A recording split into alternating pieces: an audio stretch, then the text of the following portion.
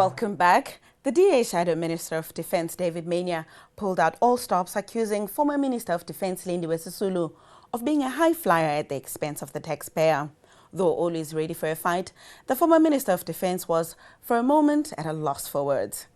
I can only imagine that the former Minister of Defence and Military Veterans, the Honourable Lindiwe Sisulu, is desperately missing the ultra-luxury, privately owned Gulfstream executive jets operated by the South African Air Force.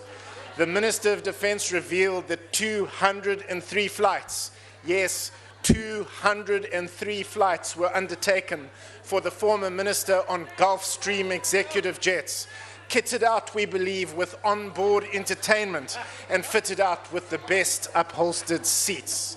Now a political war seems to have broken out. The Minister of Defence claims there were 203 flights, but the former Minister of Defence claims there were 35 flights. The Minister of Defence claims the facts are correct, but the former Minister of Defence claims the facts are incorrect. One of the ministers is clearly massaging the facts, and I strongly suspect that it is not the Minister of Defence who is doing the massaging. We should not be surprised that the former minister is in full damage control, because we now know that the former minister burned through nearly 200,000 rand. Yes, 200,000 rand each time she flew from Pretoria to Cape Town and from Cape Town back to Pretoria. It's a staggering waste of public funds. And rather than standing in this house saying that we are talking rubbish, the minister should be standing in this house and apologizing to the people of South Africa for her staggering waste of public funds. Order, honourable members. Chairperson, I had a very educative experience here when I did not want to use the word rubbish, but that is what I meant, but I can't use it in Parliament. And I was assisted, very ably assisted, by the Honourable Umntwana Kapindangene, Minister, former Minister, and said that in Parliament you can say hogwash. And I was also assisted by Koos van der Merwe, who said it could be called balderdash. Both of them apply to the Honourable Mania.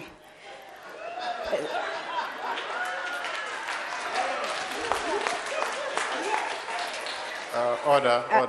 Mr. Speaker, I insist. I took 35 flights. Your flight of fancy, wherever you meet your journalists, wherever you get your information, wherever you are handled from, there were 35. I have referred the matter. I have referred the matter. Order. I have referred the matter to the presiding officers and the leader of government business, and they will respond to that tomorrow. So you can keep your flea-infested body at peace and sit down.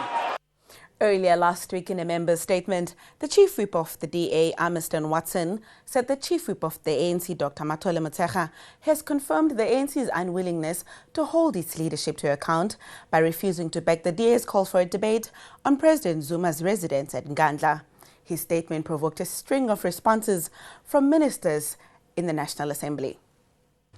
This is a clear message to all South Africans that the ANC puts the interests of President Zuma before transparency, and that the ANC Chief Whip is not interested in strengthening the role of Parliament in fighting corruption and ensuring executive accountability.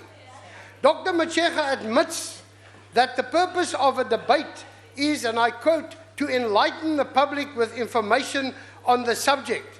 Given the government's cagey answers on all questions relating to Nkandla and its propensity to hide behind the National Key Points Act, when asked for details on the massive public spending on President Zuma's private home, we believe that the debate is fully warranted.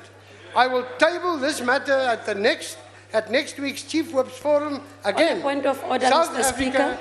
South Africa has not yet received the answers that they deserve. Yes, what's the point of order? My point of order, Mr. Speaker, is that Honorable Watson is casting a doubt over a sitting member of Parliament in terms of his integrity. And I think that in terms of the rules is out of order, and therefore that statement can't be allowed.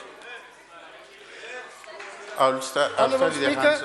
Honourable Member, please hold. Well, the first response came from Higher Education and Training Minister Blade Nzimande. He accused the DA of grandstanding and disregarding parliamentary rules and procedures.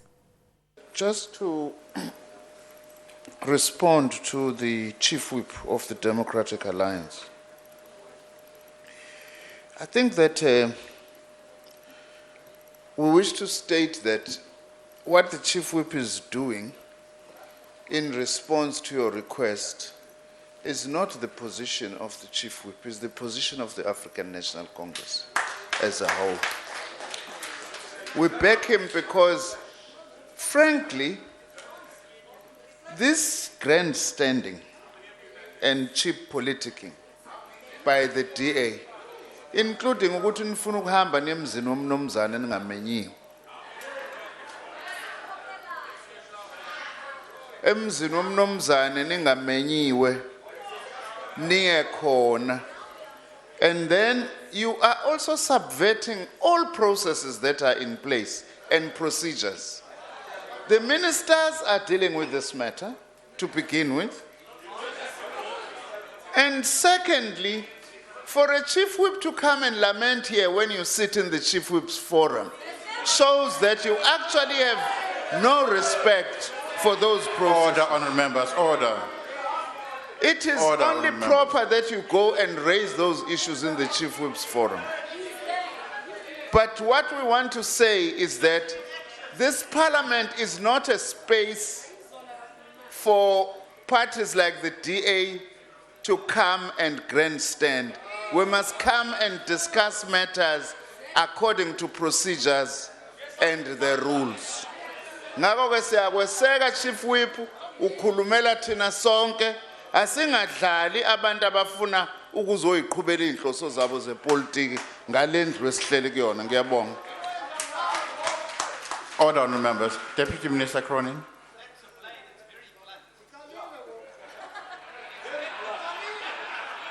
Thank you, Speaker.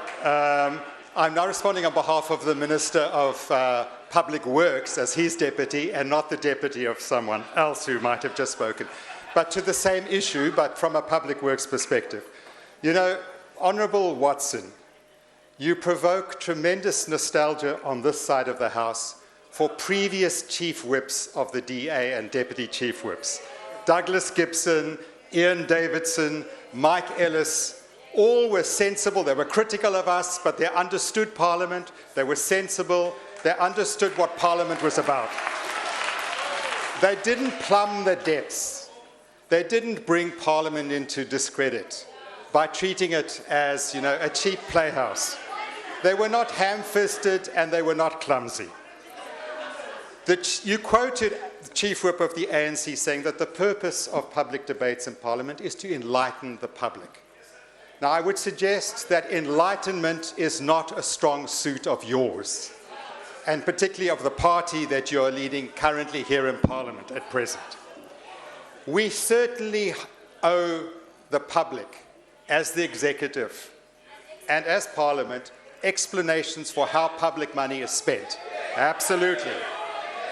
We also, if money is misspent, we also owe explanations of how it was misspent and why it is misspent. Order, members, order. For exactly those reasons, as Minister Nzimande has said, the DA has requested the Public Protector to look into this matter. As the Department of Public Works, we've indicated our full cooperation with the Public Protector in this matter, because we also want to get to the bottom of expenditure. We unfortunately have to leave it right there. Our time is up. Join us again tomorrow morning for another live broadcast from Parliament. Until then, goodbye.